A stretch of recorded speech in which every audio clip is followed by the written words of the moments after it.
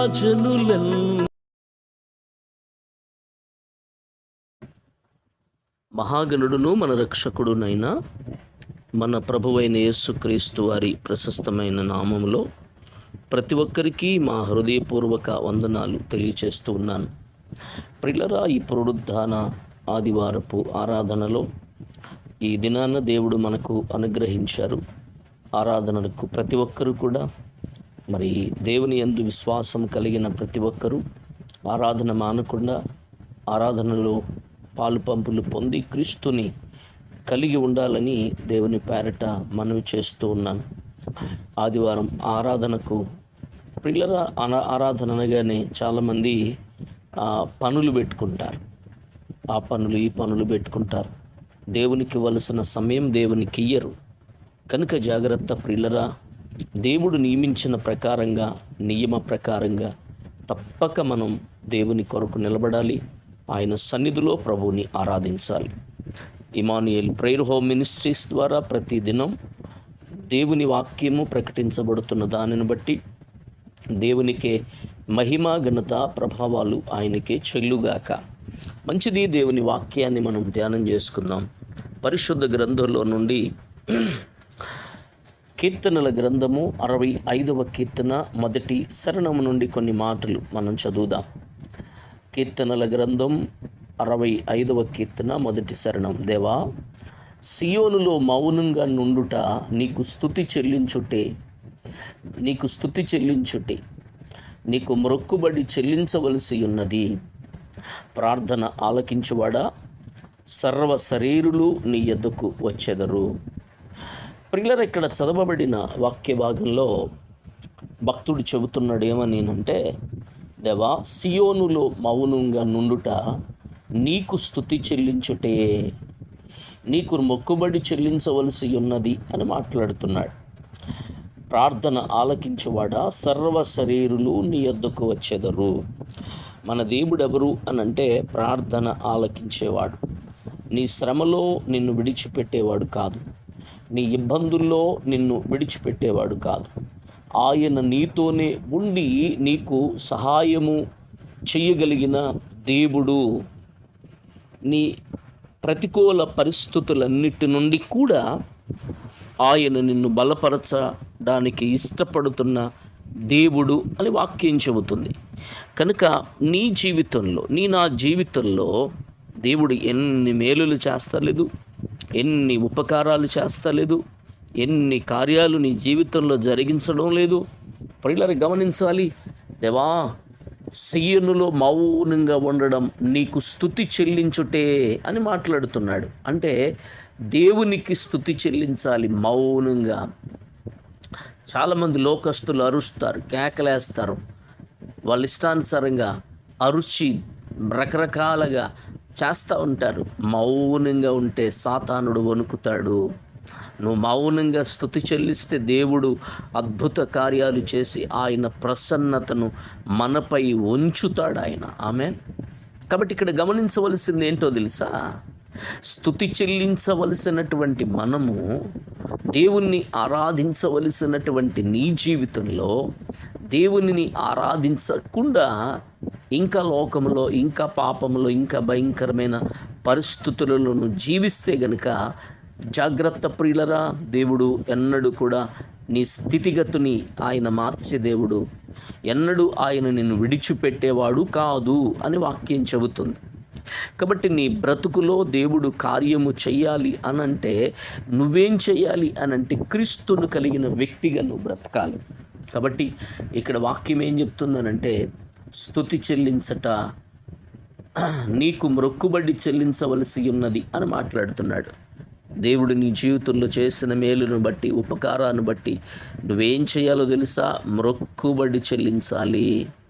నువ్వేం చేయాలో తెలుసా? దేవునిని స్తుతించాలి. నువ్వేం చేయాలో తెలుసా? దేవునిని మహిమపరచాలి, ఘనపరచాలి, ఆరాధించాలి, స్తుతి చెల్లించాలి. మహిమ ఘనత ప్రభావాలు ఆయనకే చెందాలి ప్రియులారా. కనుక వాక్యం చెప్తుంది, ప్రార్థన ఆలకించువాడ సర్వ శరీరులు నీ యొద్దకు వస్తారు. అందుకే వాక్యం సెలవిస్తుంది ఇక్కడ కీర్తన గ్రంథం 115:1-2 మాకు కాదు యెహోవా, మాకు కాదు, నీ కృపా సత్యములను బట్టి నీ నామమునకే మహిమ కలుగునుగాక. వారు దేవుడేడి అని అన్యజనులు ఎందుకు చెప్పుకుందురు? గమనించాలి. ప్రజలు మాట్లాడుతున్నాడు, దేవుడు అనేక మంది అంటున్నారు వాళ్ళ దేవుడేమయ్యాడు అని.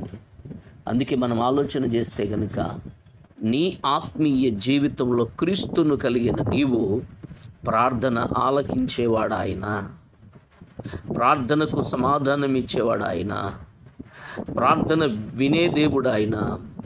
కాబట్టి వాక్యం సెలవిస్తుంది ఇక్కడ ఈ కీర్తనలో మనం చూస్తే గనుక, దేవుని వాక్యంలో చూస్తే గనుక ప్రార్థన ఆలకించేవాడు సర్వశరీరులు నీ యొద్దకు వస్తారు, దేవుని దగ్గరికి రావాలి. ప్రతి మోకాలు యేసు నామమును ఒప్పుకుని యేసు నామము ఎదుట మోకరించాలి. కాబట్టి 3వ వచనంలో నా మీద మోపబడిన దోషములు భరింపజాలినవి, మా అతిక్రమముల నిమిత్తము నీవే ప్రాయశ్చిత్తము చేయుదువు. నీ ఆవరణములలో నివసించున్నట్లు నీవు ఏర్పరుచుకుని చేర్చుకునివాడు ధన్యుడు. నీ పరిశుద్ధ ఆలయము చేత నీ మందిరములోని మేలు చేత మేము తృప్తి పొందేదం. ఆమేన్. నీ ఆవరణములలో నివసించున్నట్లు ఏర్పరుచుకుని చేర్చుకునివాడు ధన్యుడు. నీ పరిశుద్ధ ఆలయము చేత నీ మందిరములోని మేలు చేత మేము తృప్తి పొందేదాం. మందిరములో ఏముంది? మేలు. మందిరములో ఏముంది? తృప్తి. మందిరములో ఏముంది? ఆశీర్వాదము. మందిరములో ఏముంది? దేవుని దీవెన. కాబట్టి ఇక్కడ అంటాడు కదా, మా రక్షణకర్త అయిన దేవా, భూదిగంతముల నివాసులకందరికీ దూర సముద్రము మీదనున్న వారికిని ఆశ్రయమైన వాడా, నీవు నీతిని బట్టి భీకర క్రియల చేత మాకు ఉత్తరమిచ్చుచున్నావు. కాబట్టి ప్రియులరా, దేవుడు అంటాడు, సియోనులో దేవుణ్ణి స్తుతించుట, ఆరాధించే వ్యక్తులుగా నువ్వు మొక్కుబడి చేసుకున్నావు, నీ మొక్కుబడి చెల్లించవలసి ఉన్నది అని అంటాడు. మన దేవుడెవరు అనంటే ప్రార్థన ఆలకించేవాడు. చూడండి, వాక్యం సెలవిస్తుంది 22వ కీర్తన 27వ శరణంలో, భూదిగంతముల నివాసులందరూ జ్ఞాపకము చేసుకుని యెహోవా తట్టు తిరిగెదరు, అన్యజనులు వంశస్థులందరూ నీ సన్నిధిని నమస్కారము చేసెదరు. చూడండి, 66:19 నిశ్చయముగా దేవుడు నా మనవి అంగీకరించి ఉన్నాడు, ఆయన నా విజ్ఞాపన ఆలకించి ఉన్నాడు.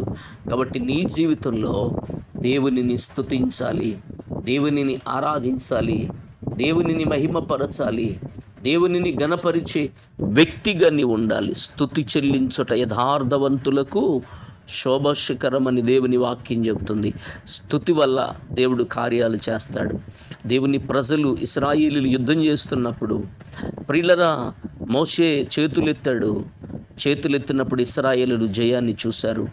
మోషే చేతులు దించినప్పుడు ఇశ్రాయేలీయులు అపజయం చూశారు.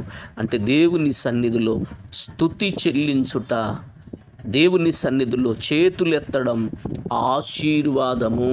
ఆమేన్. కాబట్టి నీ బ్రతుకులో దేవుడు అనేక కార్యాలు, అనేకమైన అద్భుతాలు, అనేకమైనటువంటి మేలులు దేవుడు జరిగిస్తున్నాడు గనుక దేవునిని విడిచిపెట్టద్దు, దేవుని సన్నిధిని విడిచిపెట్టద్దు, దేవుని ఆలయాన్ని విడిచిపెట్టద్దు. నా బ్రతుకు దినములన్నిట కృపాక్షేమములై నా వెంట వచ్చును చిరకాలము, నేను దేవుని మందిరములో నివాసము చేస్తానని భక్తుడు మాట్లాడతాడు. మరి నువ్వెక్కడ నివాసం చేస్తావు? నువ్వు ఏ చోట నివాసం చేస్తావు?